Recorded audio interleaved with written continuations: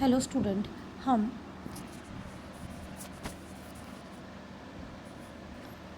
मेरे बचपन के दिन पढ़ने जा रहे हैं, पाठ पढ़ने जा रहे हैं। इनकी लेखिका है महादेवी वर्मा। महादेवी वर्मा की जीवनी के बारे में जीवनी पढ़ते हैं। महादेवी वर्मा का जन्म सन 1907 में उत्तर प्रदेश के फारुखाबाद शहर में हुआ था। उनकी शिक्षा दीक्षा प्रयाग में हुई। प्रयाग महिला विद्यापीठ में प्राचार्य पद पर लंबे समय तक कार्य करते हुए उन्होंने लड़कियों की शिक्षा के लिए काफ़ी प्रयत्न किए। सन 1987 में उनका देहांत हो गया। महादेवी जी छायावाद की प्रमुख कवियों में से एक थी। निहार, रश्मि, नीरजा, यमा, दीपशिखा उनके प्रमुख काव्य संग्रह हैं। कविता के साथ साथ उन्हें सशक्त गद्य रचनाएं भी लिखी हैं, जिनमें रेखाचित्र तथा संस्मरण प्रमुख हैं। अतीत के चलचित्र, स्मृतियों की रेखा, पथ के साथी, श्रृंखला की कड़ी उनकी महत्वपूर्ण गद्य रचनाएं हैं। महादेवी वर्मा को साहित्य अकादमी एवं ज्ञानपीठ पुरस्कार से सम्मानित किया गया। भारत सरकार ने उन्हें पद्म भूषण से अलंकृत किया। महादेवी वर्मा का साहित्य साधना के पीछे एक और आज़ादी के आंदोलन की प्रेरणा है और दूसरी ओर भारतीय समाज में स्त्री जीवन की वास्तविक स्थिति का बोध भी है। हिंदी गद्य साहित्य में संस्मरण एवं रेखाचित्र को बुलंदियां तक पहुंचाने का श्रेय महादेवी जी को है। उनके संस्मरण और रेखाचित्र में शोषित पीड़ित लोगों के प्रति ही नहीं बल्कि पशु पक्षियों के लिए आत्मीयता एवं अक्षय करुणा प्रकट हुई है। उनकी भाषा शैली सरल और एवं स्पष्ट है तथा शब्द चयन प्रभावपूर्ण और चित्रात्मक है। पाठ के बारे में पढ़ते हैं। मेरे बचपन के दिन में महादेवी ने अपने बचपन के उन दिनों की स्मृतियों के सहारे लिखा है जब वे विद्यालय में पढ़ रही थी।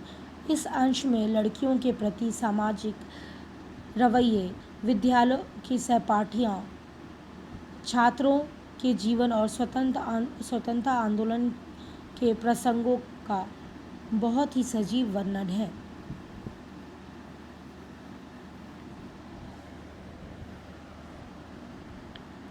आइए देखते हैं पाठ के बारे में।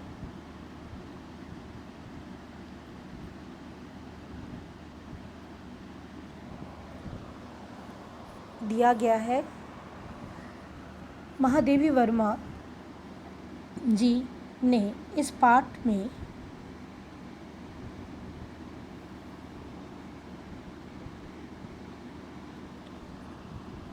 प्रस्तुत पाठ में मेरे बचपन के दिन उस समय की स्मृतियाँ सजीव चित्रण है जब वे अपनी सहेली सुभद्रा कुमारी चौहान के साथ विश्वविद्यालय में पढ़ती थी।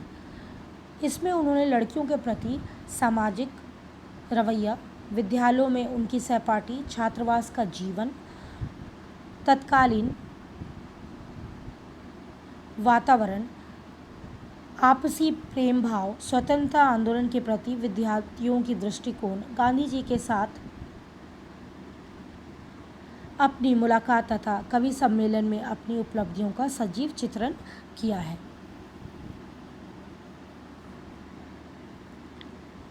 लेखिका के परिवार में पहले 2 वर्ष तक किसी भी लड़की का जन्म नहीं हुआ।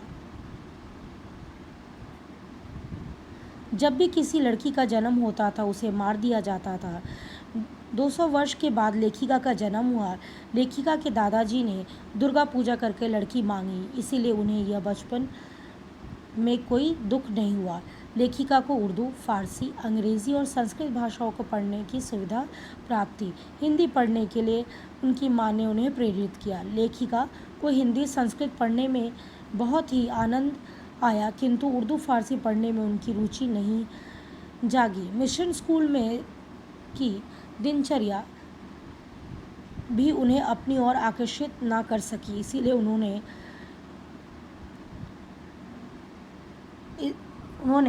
गर्ल्स कॉलेज में भर्ती कराया गया। उन्हें गर्ल्स कॉलेज में उनके ईसाई व हिंदू लड़कियों के साथ रहने का अवसर मिला।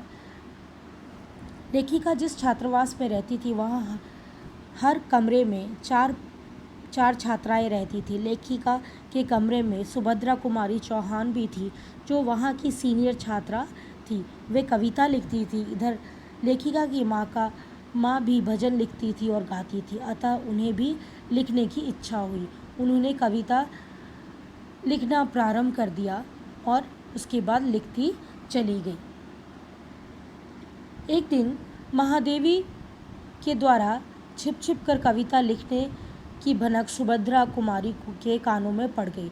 उन्होंने लेखिका की कॉपी में से कविता ढूंढकर उनके विषय के सारे छात्रावास को बता दिया। इस विषय में उन्होंने सारे छात्रावास में अपनी सहपाठियों को बता दिया। उस दिन से उन दोनों के बीच मित्रता हो गई। फिर दोनों ही खेल के समय साथ ही बैठकर कविता लिखने लगी। उनकी तुकबंदी कर लिखी गई कविता स्वतंत्र स्त्री दर्पण नामक पत्रिका में छपी। सन 1917 के आसपास हिंदी के प्रचार का समय था। अंत उन दिनों कवि सम्मेलन में खूब होने लगा। लेखिका को कवि सम्मेलन में भी जाने लगी। उनके साथ कैसवेट की एक शिक्षिका उनके साथ जाया करती थी। उन कवि सम्मेलनों के अध्यक्ष प्राय हरिऔध, श्रीधर पाठक जैसे महान कवि करते थे।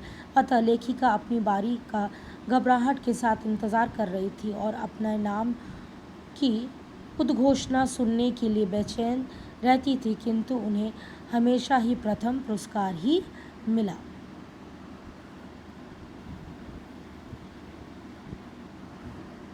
उन दिनों गांधी जी आनंद भवन में आया करते थे। लेखिका चाहती थी कि वह गांधी जी को अपने जेब खर्च से कुछ रुपए बचाकर भेंट के रूप में उनको दे। लेखिका को कवि सम्मेलन में पुरस्कार स्वरूप एक चांदी का कटोरा मिला था, जिसे उन्होंने गांधी जी को दिखाया था। उस चांदी के कटोरे में गांधी जी के मांगने पर देश हित के लिए उन्हें दे दिया। लेखिका गांधी जी को वह कीमती तथा स्मृति चिन्ह रूपी चांदी का कटोरा भेंट करके बहुत खुश हुई। छात्रावास का जीवन जाति पाति के भेदभाव से दूर था, आपसी प्रेम से भरा हुआ था, एक परिवार जैसा था। अतः वो नाम की एक मराठी लड़की लेखिका का सारा काम करती थी। वह हिंदी तथा मराठी भाषा का मिला-जुला रूप बोल करती थी। वह अच्छी हिंदी नहीं जानती थी। वहाँ एक बेगम थी जिनको मराठी बोलने पर चिढ़ होती थी, इसीलिए ज़ैबुन कभी कह देती, हम मराठी हैं तो मराठी ही बोलेंगे। उन दिनों देश के सर्वत्र प्रेम एवं सद्भाव का वातावरण था। अतः अवध की छात्राएं अवधी, बुंदेलखंड की छात्राएं बुंदेली बोला करती थी। इससे किसी को भी आपत्ति नहीं होती थी। मेस में सभी एक साथ खाना खाती थी तथा एक ही ईसा, प्रार्थना और भोजन मंत्र बोलती थी। इससे कोई झगड़ा नहीं होता था।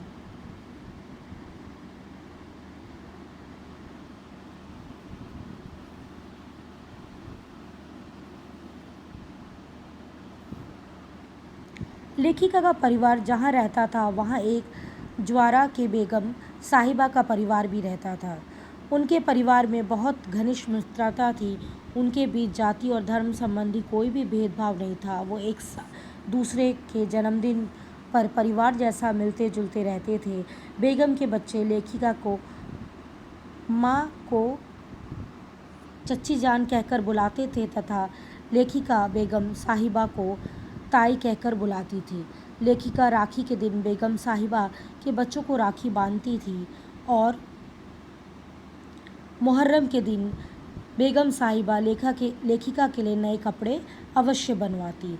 लेखिका के घर जब छोटे भाई का जन्म हुआ तो बेगम साहिबा ने लिखा कि माँ से मांग कर नेग लिया था।